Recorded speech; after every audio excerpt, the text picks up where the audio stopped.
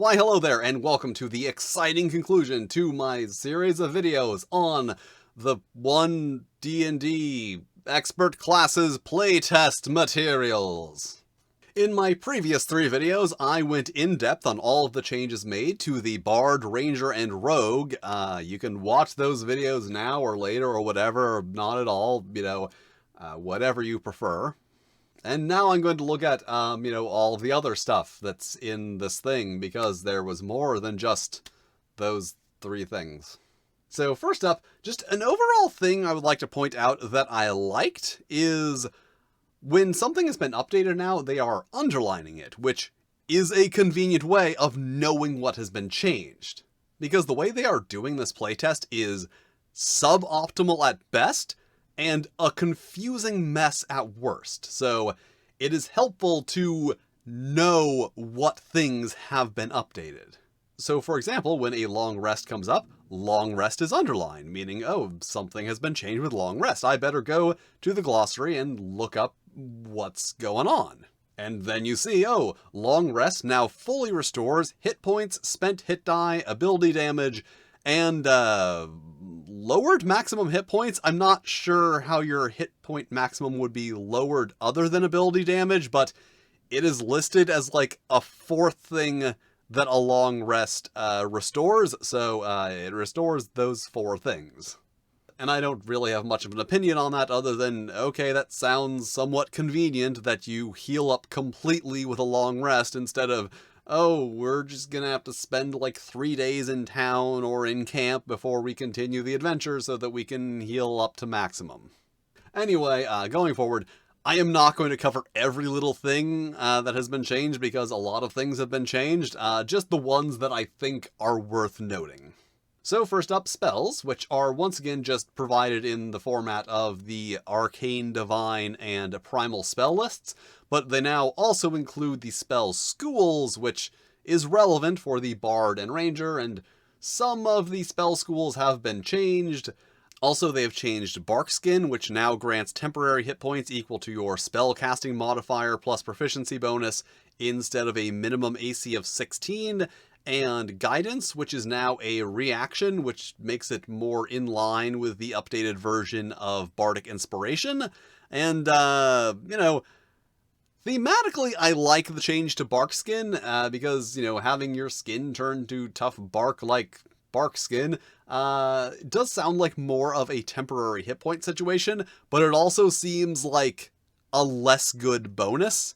And Guidance just, seems better. Like, I had the same opinion of the new version of Bardic Inspiration. Having it go off as a reaction to a failure instead of a thing you give someone that they might need later makes it a lot more useful. But now let's move on to feats, about which there are 2 important things to talk about. The first one being that all of the level 4 and up feats now contain a +1 bonus to a maximum of 20 to one of your ability scores. So, for example, if you take the Crossbow Expert feat, you get a +1 bonus to your dexterity score. And, some of the feats are a little better, some of them are a little worse. I'm not going to go through all of them because I just don't really want to. But we might as well look at one, so let's return to Crossbow Expert. It still allows you to ignore the reloading property of a crossbow and not suffer disadvantage when firing a crossbow within 5 feet of an enemy. But now, instead of allowing you to make a hand crossbow attack as a bonus action when attacking with a one-handed weapon, it allows you to add your ability modifier to the damage of a hand crossbow attack when 2-weapon fighting. Because that is another thing. 2-weapon fighting has kind of been moved to a property of light weapons, which, according to this, seems to include hand crossbows. So, as for the ability score increases, I don't really see them as a huge problem, but I also don't really see them as necessary. And honestly, I kind of, sneakily brought up the light weapon thing because I couldn't think of anywhere else to bring it up in the video. It brings up a very interesting question, which is 2-weapon fighting now going to be just a property of light weapons? Like, all light weapons can be used for 2-weapon fighting, including hand crossbows. Which also may or may not be simple weapons. That's an ongoing thing that I've been talking about.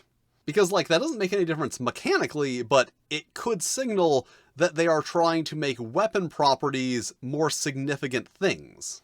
So as in this example, it could be not that two-weapon fighting allows you to make two attacks with light weapons, but rather a light weapon allows you to two-weapon fight. Once again, a very minor change, but one that could be laying the groundwork for more moderate changes. And then, of course, the other big feat-related thing, the epic boons, which are 20th level feats that allow you to do things like increase your speed by 30 feet, or gain proficiency in all skills.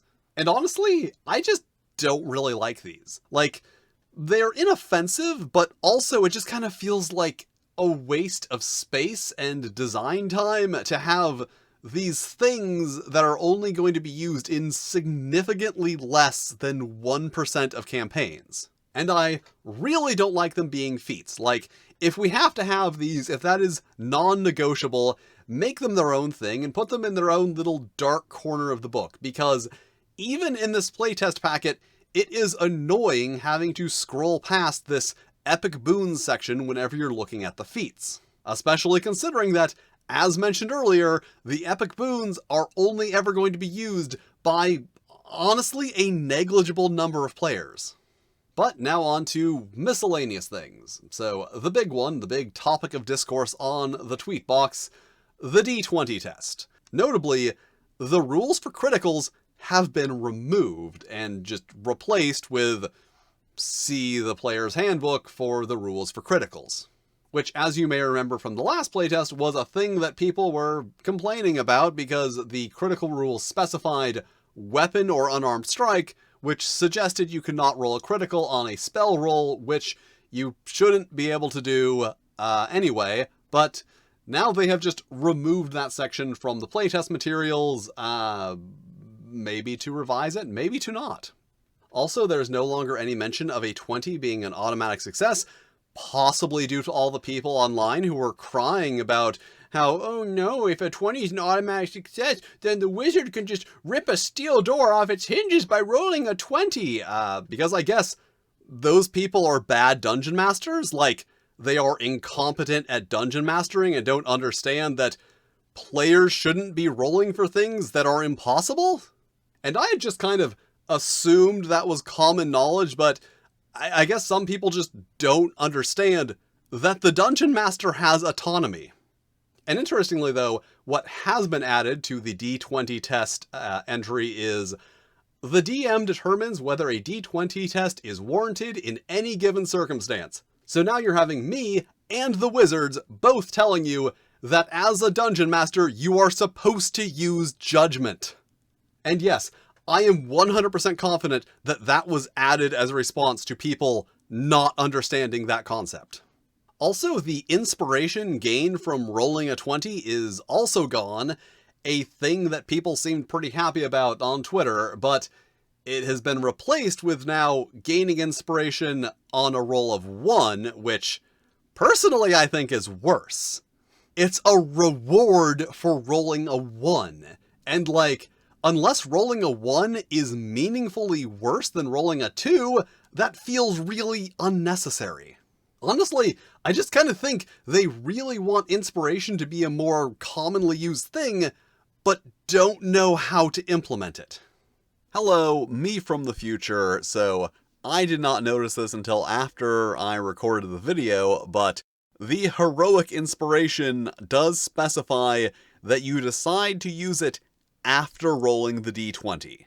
Unlike the player's handbook, which somewhat implies that the choice is made before rolling, or the previous playtest packet, which specifically states that the choice is made before rolling. And that's fine on its own, not really a big deal, but making the inspiration more powerful, combined with making them more common, makes it feel a little overpowered, especially combined with what I said previously about not liking the idea of it being a reward for rolling a 1. And another interesting thing is they have added more types of actions. The ones worth mentioning being like the study action, the influence action, and the search action, which are basically just groups of skills by general application. And like the class groups, this is a thing I like because it allows them to do more things using those groups. So, for example, you could have some kind of ability that grants you a bonus to the search action, which would then give you that bonus on the relevant applications of the insight, medicine, perception, and survival skills. It is just an overall interesting way to define similar usages of different skills, and then, mechanically use those definitions. And then, as I said, there's a bunch of little stuff like armor proficiency now being called armor training, or a bunch of things being reworded to more prominently use the term ability check. But honestly, here's the thing, I just don't have the encyclopedic knowledge of Dungeons & Dragons 5th edition rules to be able to spot every little change that was made.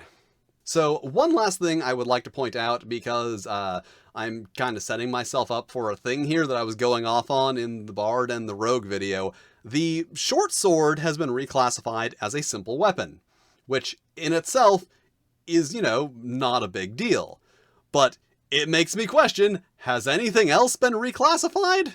Because here's the thing, the reason that it was mentioned that the short sword was reclassified as a simple weapon is because the Bard lost their proficiency in the short sword, but still has proficiency in simple weapons, and gets a short sword in their starting equipment. So they had to say that a short sword is a simple weapon, or it would cause a rules conflict with, the Bard's starting equipment and weapon proficiencies.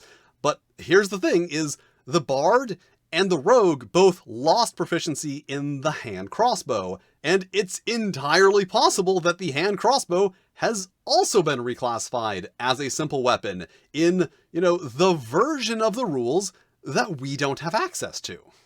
Because overall, the problem with this playtest is that it's not saying, here is an overall change to the rules. It is saying, here is one effect of an overall change to the rules that we know about, but you don't. And that just seems like a really good way to make sure that you are not going to get good feedback. So overall, this was just a weird playtest packet. Like the character origins, there was a really inconsistent level of redesign. Like, the Bard was stripped and rebuilt kinda poorly, the Ranger was stripped and not really rebuilt, and then the Rogue was just kinda barely touched.